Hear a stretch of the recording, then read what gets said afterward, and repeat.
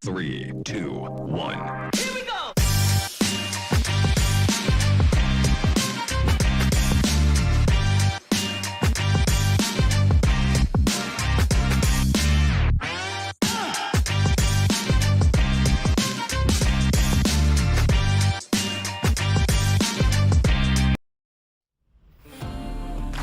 Anahuac Sports Live is brought to you by Anahuac Florist, Anahuac National Bank, member FDIC, equal housing lender, Capital Farm Credit, Community Christian Fellowship Church, Chambers County Abstract Company, Coastal Field Services LLC, Four Corner Tires, Gator Garage, Jerry's Seafood Incorporated, Julia Luna Real Estate, K-Max Services, Porter's Wild Game Processing and Alligator Farm, Rebecca Lynn Photography, Amber Villarreal, Insurance Agent with State Farm, Third Coast Martial Arts, the Oak Island Double Bayou VFD Turkey Shoot, Swanky Insurance Agency, Title Services Incorporated, Trinity Bay RV Park and Lodging, Turan Lawn Care, Hillary Auto, Insurance Agent with Texas Farm Bureau, Turn 2 Specialty Companies, and Wilcox Drug Store in Anahuac.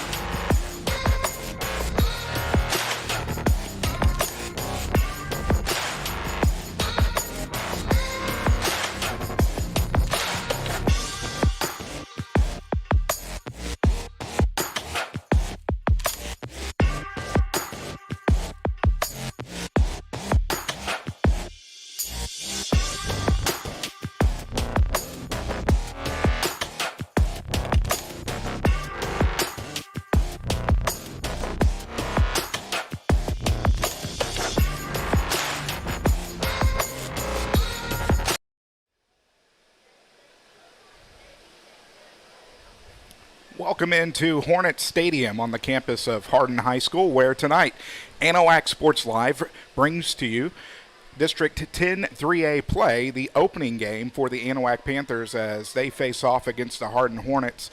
Alex Outram joined here with Trent Hart and Terry Fortenberry, bringing you all the action tonight. Thank you, everybody, for tuning in. And Trent, we've got two teams tonight who are coming in on 3-game winning streaks, and both who have started off the year 3-1. That's right. Both teams are on a roll. I mean, Hardin's loss only coming to Warren in week 1, and then you go over to Anahuac. Their only loss comes in week 1 as well against Newton. I think it's going to be a good game tonight. It's going to be a little bit better than what we've seen over the last couple of weeks as far as closeness is concerned, because both teams come in here wanting that first district win, and it's very important to both of them. No, absolutely. Last week, Anahuac taking a longer drive than normal to San Augustine and came out with the victory as they were able to win 56-20, where the Panthers put up over 600 yards of total offense. Well, it was a great offensive effort by the Panthers. I mean, you saw that go up against a really young team in the San Augustine Wolves. I mean, they're rebuilding. They're on their second-year head coach over there, and they're going to get better as the year goes on. But the Panthers looked very impressive. Landon Corbett coming back last week was a huge part of that effort. But it's the offensive line, Alex. I mean, the offensive line every single week is improving. They have to clean up some of the false starts. We saw some penalties in the first half that just kept on building. They cleaned that up in the second half, and I'm sure that Coach Neese and the rest of the staff were definitely on top of that at practice this week. Really glad you brought that up. That's actually one of the points that head coach Neese talked about, that we had brought up was the way that the offensive line has started gelling. You can't have a running game that puts up 240 yards on an individual effort, as Landon Corbett did last week on 20 carries, without having that beef up front doing the right things. And they definitely opened up some holes for Landon Corbett. Well, when you talk about Landon Corbett, senior running back, he had to miss week 3 due to his knee kind of being a little sore, but he was back last week. So far this year, 56 rushes, 410 yards on the ground, but he's also got 10 receptions, 207 yards, 617 yards of total offense, and that's just over 3 games with 7 touchdowns. No, absolutely. And head coach Neese talking about how he feels Landon is a one of the best players in the state. But also you have to bring up freshman quarterback Brady Barrier, as Brady threw for 250 yards and through 4 games, pretty close to 1,000 yards passing through those first 4 games. Right, pretty close to it. I mean, in 4 games, almost throwing for 1,000 yards. 61 of 104, 932 yards, 11 touchdowns, and only 1 interception. That is beyond what we expected out of this young man. And he has jumped in there with both feet. He's not hesitating. He takes some chances down the field. Yeah, he makes some young mistakes, but nonetheless, if he's throwing for almost 1,000 yards after 4 games, I fully expect him to have 2,500 total yards at the end of this year. No, absolutely. And like you said, we kind of discussed this at the beginning of the year. You never expect those types of things from a freshman quarterback, but here he is doing what he's been doing these first few games, and not to mention opening up district play where his father used to be the head coach. Yeah, that makes things pretty interesting for sure, because I'm sure the Barriers are coming into this really hot. They're really wanting to put it to Hardin, and that's just the competitiveness. It's no hard feelings, I'm sure. It's just competitiveness, and this kid definitely has the competitiveness to compete in 3A football. And we talk about the youth movement on the football team. Sophomore wide receiver Quandre Coates with 100 yards receiving last week, really keying in with Brady Barrier so far this year. Well, he's been one of his favorite targets, especially when they get into the red zone. And Quandre, he's 6'6". I mean, the kid is huge, and but 20 receptions, 290 yards, 5 touchdowns so far this year. He's doing great things, and he's only a sophomore. We've said that time and time again too.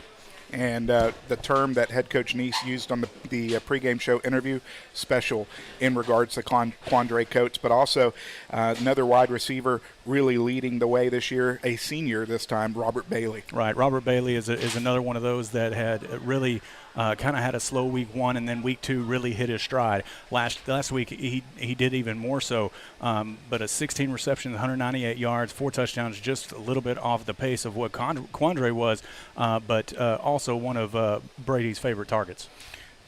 Looking at the defense, another thing that we talked about in the pregame interview, the way that the defense has really been unheralded this year, really Right. been a key to what the Panthers have done so far this year. Well, last week they really, stepped up and held the Wolves for the most part. There were a few plays that they got caught in the secondary on some big pass plays, but other than that, the Anahuac Panther defense did a really great job. Tyler Kelly is one of those that had a standout performance last week, making some huge hits. He got in for a sack, I believe, on one play.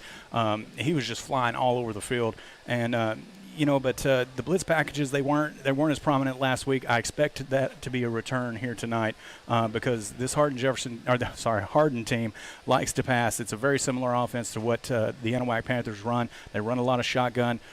They pass more often than they do run. When they do come under center, most times it's just a quarterback's sneak when they're on close yardage type situations. But you're going to see an offense out of the Hornets that is very, very like the Panthers. Senior quarterback Jordan Hendricks leading Hardin into tonight's ball game. He's got a couple of favorite targets, and freshman Trevor Jones and senior Carson Williams, both of those primary targets for the senior quarterback. Well, and both of those wide receivers, as I was watching them this week, work on either side of the field. Sometimes they run on the trip side, but also you got to talk about number 20 running back junior Josh Abera. They hand to him, I would say about a third of the plays, and they sometimes run him out of the slot, and he's very dangerous when he gets into that position. They like to run a lot of screens to him, and they pass outside the numbers to him, and you're going to see that later on. And what the Panthers have got to do defensively is what they've been doing this year so far. We've faced pass-heavy teams over the last 4 weeks, it seems like. Well, Newton wasn't so much a pass-heavy team, but the last 3 weeks have definitely been pass-heavy teams. And, the Panthers, they've seen it. They should know what to do. As long as they stick to their assignments in the secondary, they should be okay. Well, and looking forward to the schedule, really, once you get past next week with the Slot T Orangefield Bobcats coming in, it's really another just pass-heavy throughout the rest of the season. Right. Looking at their defense for the Hornets, a 3-4 defense that they bring into tonight's ball game, but definitely some ways that the Panthers are going to be able to attack it. Well, up front in the trenches, the Hardin defensive line is pretty good. They can close those gaps pretty quick. Whenever I saw the opposing teams running up the middle, that defensive line did a great job of containing. It's when they get outside the hashes or even outside the numbers is where I saw the Hardin defense coming up a little short. So, and I'm sure that the coaches saw that this week. We're probably going to see Landon Corbett outside those numbers a lot tonight. It's a beautiful evening for tonight's opening District 10 3A ball game. We're going to take our first time out of the evening, and we'll be back with the pregame interview with head coach Greg Neese. You're listening to Anahuac Sports Live. Stay tuned. Back after this.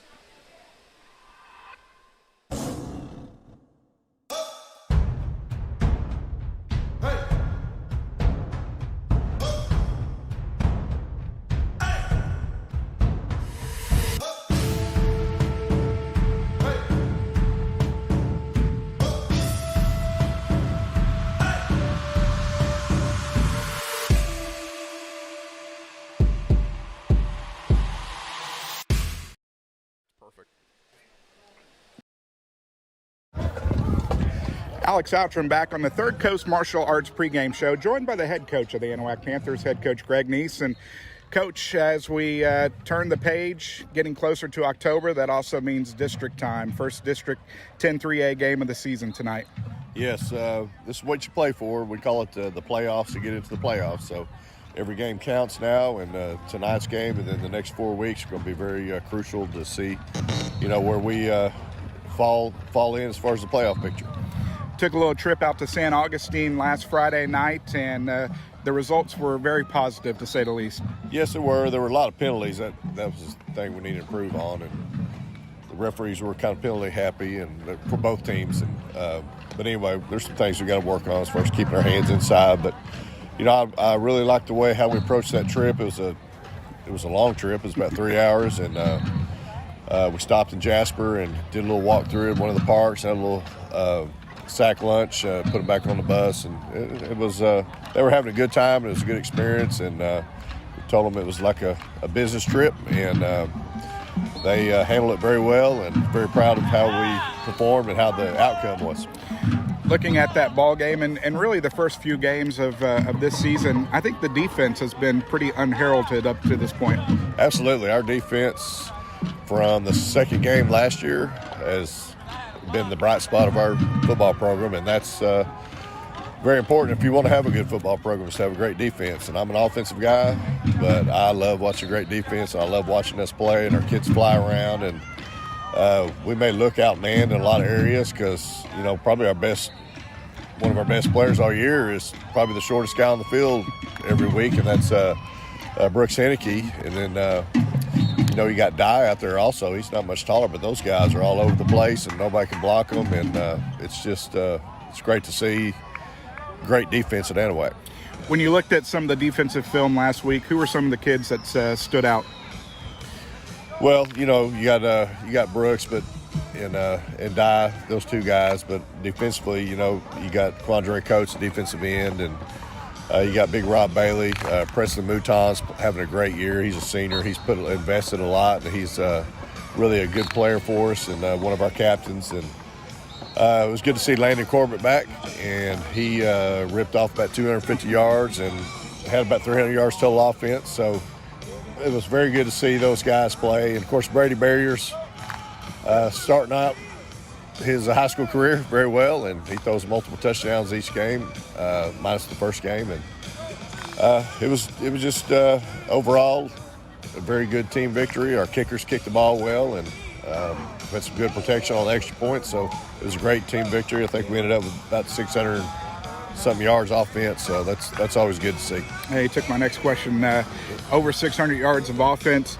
When obviously you talk about the team and it starts up front, especially when you have a running back, 20 carries, 240 yards on the ground.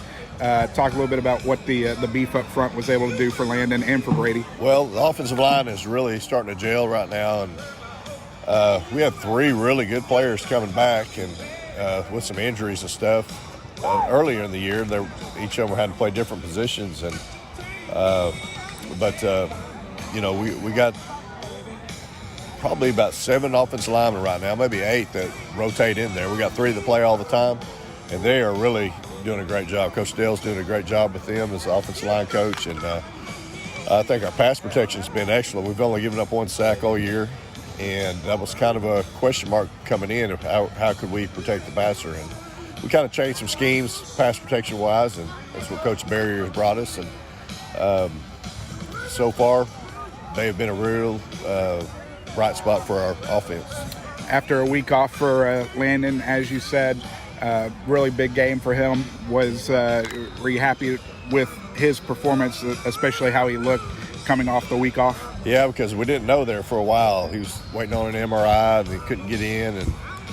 And worst case scenario, we thought he might be out, a couple weeks. And so one day we saw him coming out to practice, and I said, "Hey, who's this kid?"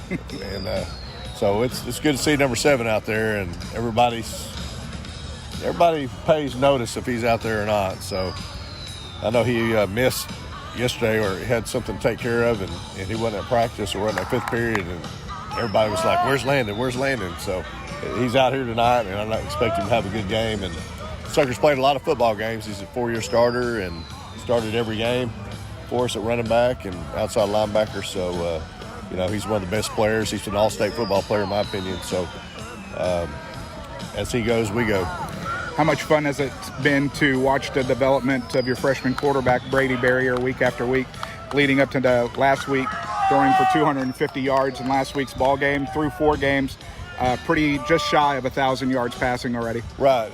Well, it's not surprising just watching him that we're getting that. I'll tell you what's really good to see is you can have somebody that can throw it, and he is probably the most accurate passer I've ever coached. I mean, he drops it. And he's 15 years old. It's crazy. And he just has he's kind of a laid-back guy, a country guy. And so he just puts the ball right where it needs to be. And what's really been great for us is our wide receivers have really stepped up and catching the football and have a lot of confidence. And if you're going to have a passing game, you got to throw the ball all the time. You got to catch footballs all the time. And we've been doing a lot of that this year, and you can see the progress of our wide receivers and tight ends. Coming into tonight's ball game against the Hornets, what have you saw on film from them offensively this week? Well, they're in the spread, and their quarterback's a decent player, and they got a couple of little skill kids, and they'll move the ball on you a little bit. But they give us a spread, and I think this year all of our teams that we play against are pretty much spread, except for next week we play a slot T team.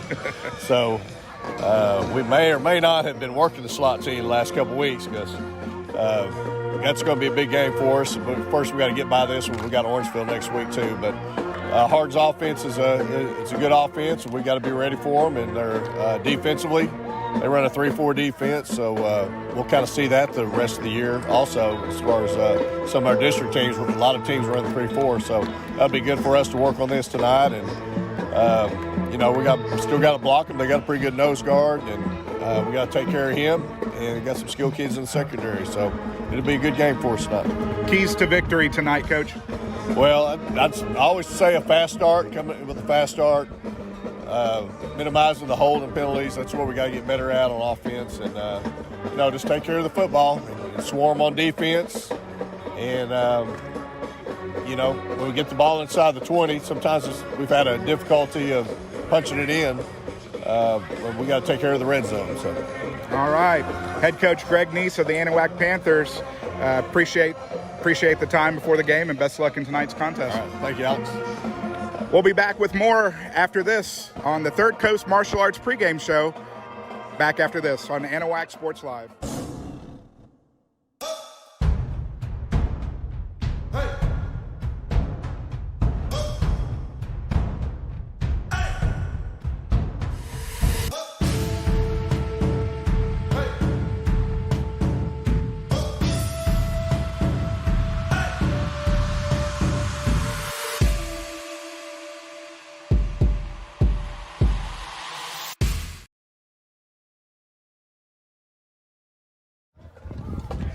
Alex Outram back on the Third Coast Martial Arts pregame show.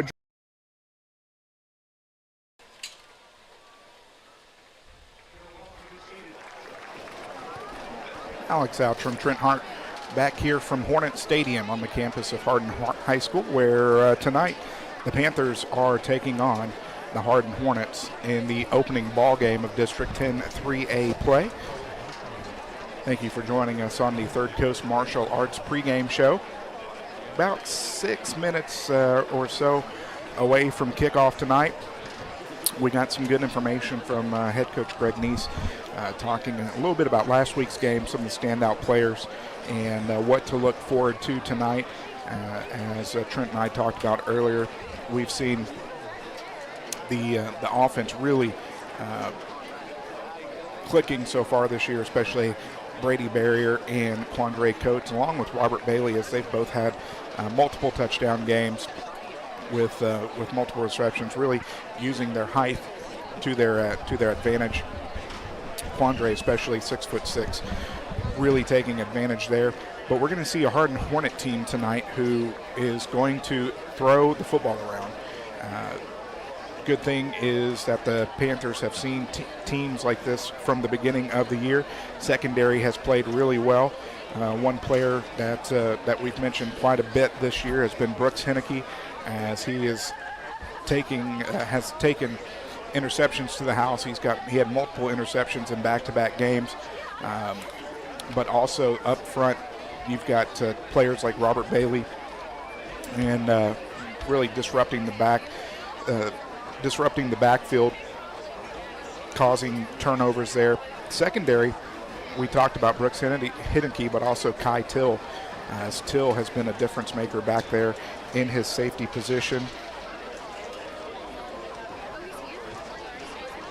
But tonight, as you can tell on the screen, just a beautiful evening here in Hardin, where skies are very clear as the teams are getting set to come out onto the field.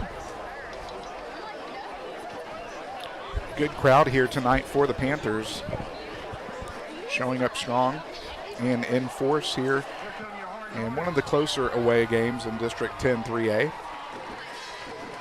Only 45 minutes north, which looked like a lot of the Anahuac faithful made the trip for, and it's good to see. Hornets taking the field now, as we will bring you the national anthem. And we'll have the coin toss here pretty soon, see if the Panthers can start a new streak of winning coin tosses. Now, it was 15 or 16 straight games where the Anahuac Panthers received the ball as they come out taking the field in the Stormtrooper uniforms. Looking pretty sleek tonight.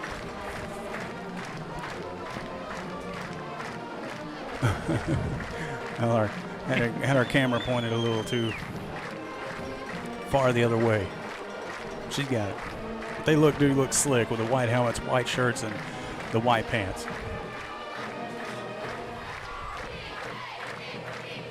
Let me know in the chat if the field audio is too loud or too low. We'd appreciate it.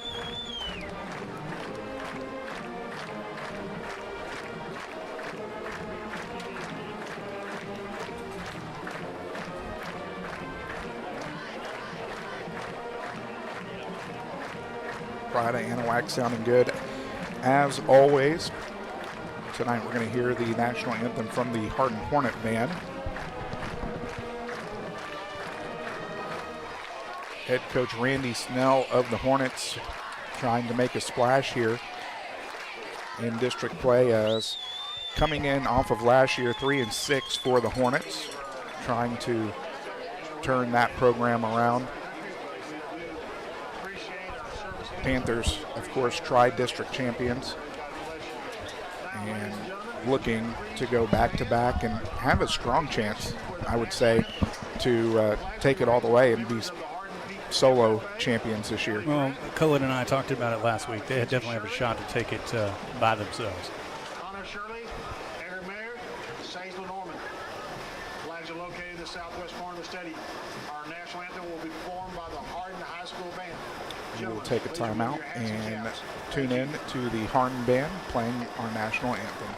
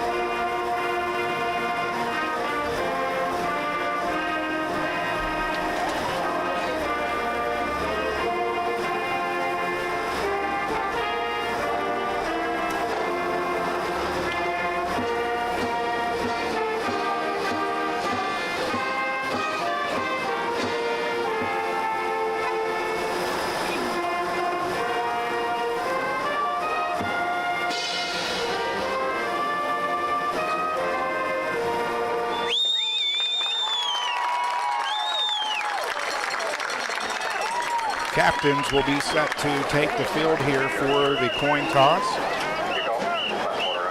As Trent had said, the Stormtrooper look for the Panthers tonight. White jerseys, white helmets, white trousers, black numerals, and black and gold AP logo to the side of the Panther helmets.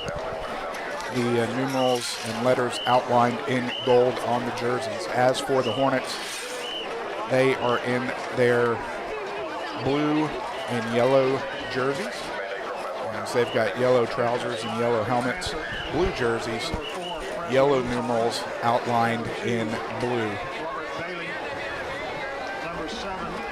Ladies and gentlemen, I want to let everybody know that we are running on cell phone signal, so if you have any erosions, we apologize in advance. It looks like everything's coming through pretty clear, but if you do experience some interruptions, you'll know why. Panther captains tonight, including Robert Bailey, Landon Corbett, Presley Mouton, and Jonathan Cooper.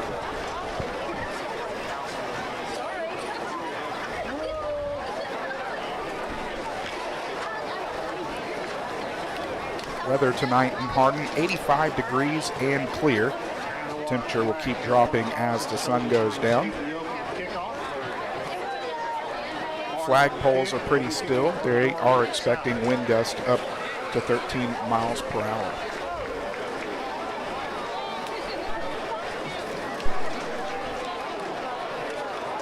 The Panthers are set to receive.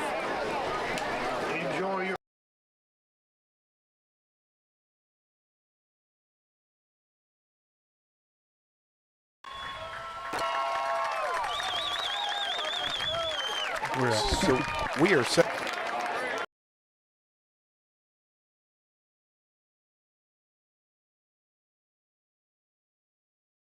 I have no idea what's doing there. Test.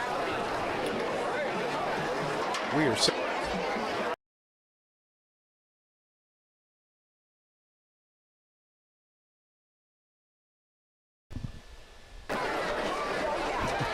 Having some audio problems over here, folks. We apologize. Let's try this again. We are set for kickoff. As coming in to tee it up for the Hornets is going to be Riley Kabezka, the sophomore.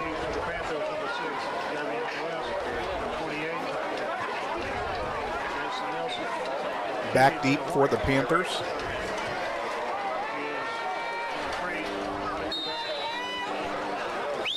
Jason Nelson and Jake West.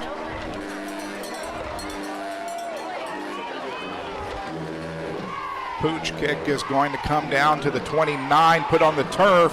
Still on the ground. Is still rolling around, is going to be recovered by Javion West. And the Panthers will luckily set up shop at their own 30-yard line. Well, that was almost a disaster to start off in district, you know, but luckily enough, they were able to fall on it.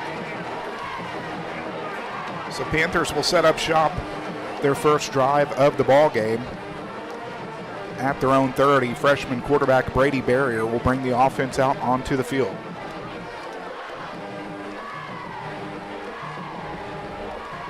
Shout out to Tammy Duhan for just subscribing to our YouTube channel. Appreciate it, Tammy. Hornets bringing their defense onto the field, expecting their 3-4 defense.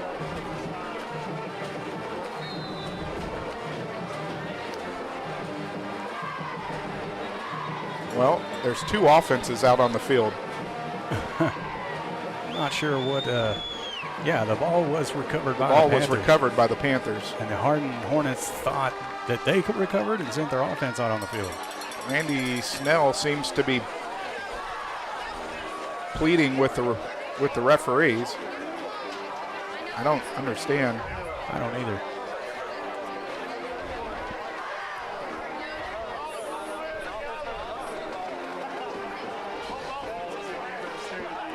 I can say that I've never seen two offensive try to line up for the first time. Yeah, that's definitely a first. So the Hornets now have their defense out on the field. Barrier will go out of the gun. He'll have Corbett lined up directly behind him. Fakes a handoff. Sets back, looking downfield. Unloading He takes a it. hard Cunningham. hit. He's got a great. He got it.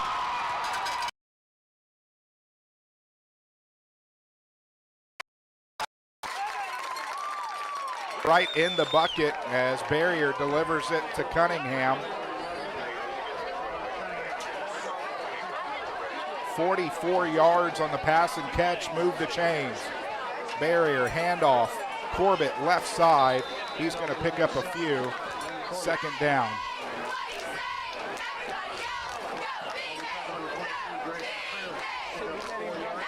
So again, ladies and gentlemen, we are on cell phone signal, so if you experience some interruptions, that's what's going on. And I'm steadily trying to work on the problems that we are having, so we apologize. So Corbett picks up 4, second down and 6.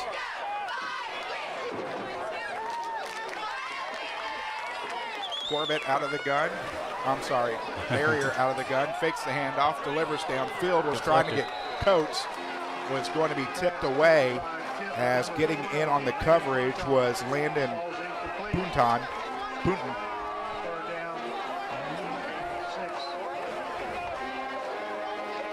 I apologize for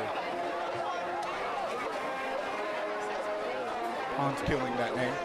Ponton, right? P-O-N-T-O-N. So just like that, third down. Toss right.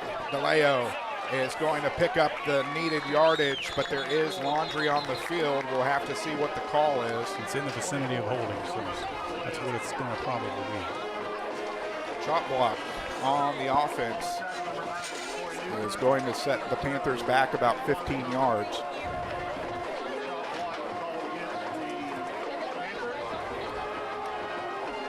Replay the third down.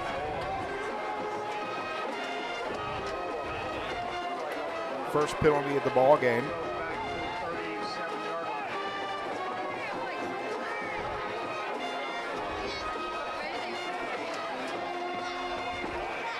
Brings up third down and 21.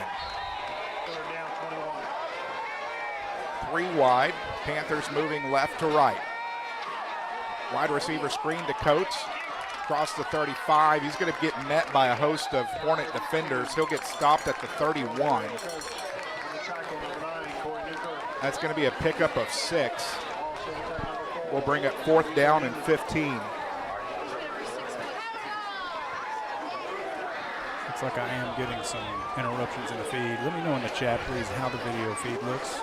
If you're in the chat, please let me know how the video feed looks. Kind of in no man's land at the Hornet 31. Offense is still on the field, and Barrier is bringing in the play from the sideline. 4th down and 15.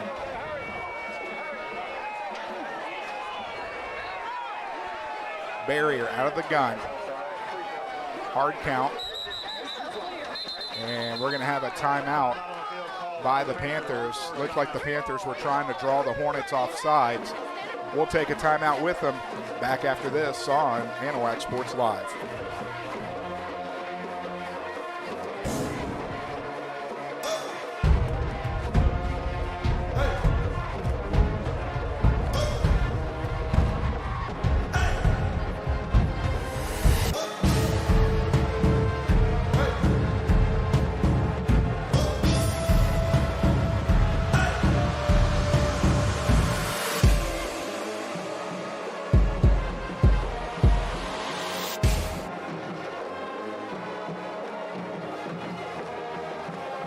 Alex Outram, Trent Hart, Terry Fortenberry back here from Hornet Stadium. 4th down and 15. Decision being made by the Panthers. We'll see which way they decide to go. Offense is coming back onto the field. Want to thank Third Coast Martial Arts for sponsoring today's pregame show. Barrier out of the gun, fakes the handoff, looking downfield. Delivers, Coates at the 20, breaks the tackle, 15, makes a move down to the 10, gets the first down.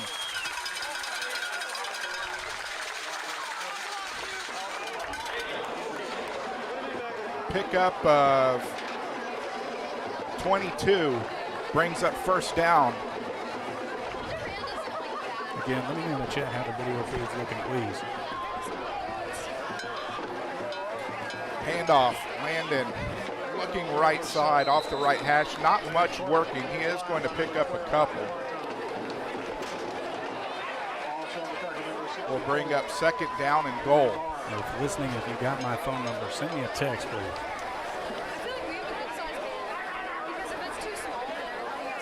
Barrier under center, pitch right. Landon across the 5, will get into the end zone. Touchdown, Panthers. From 6 yards out, Corbett hits pay dirt and puts up the first points of the ball game for the Panthers.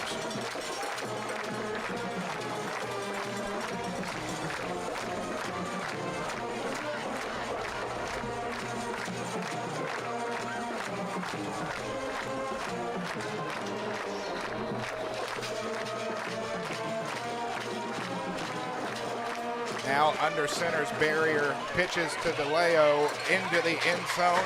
2-point conversion is good. So with 9:14 remaining in the first quarter, the Panthers strike first as they lead it 8-0. Back after this on Anahuac Sports Live. Ladies and gentlemen, we're going to have to do something that I really don't want to, but we're going to have to end the stream real quick, and we're going to have to restart in order to clean up some of these connection issues that I'm going to have. So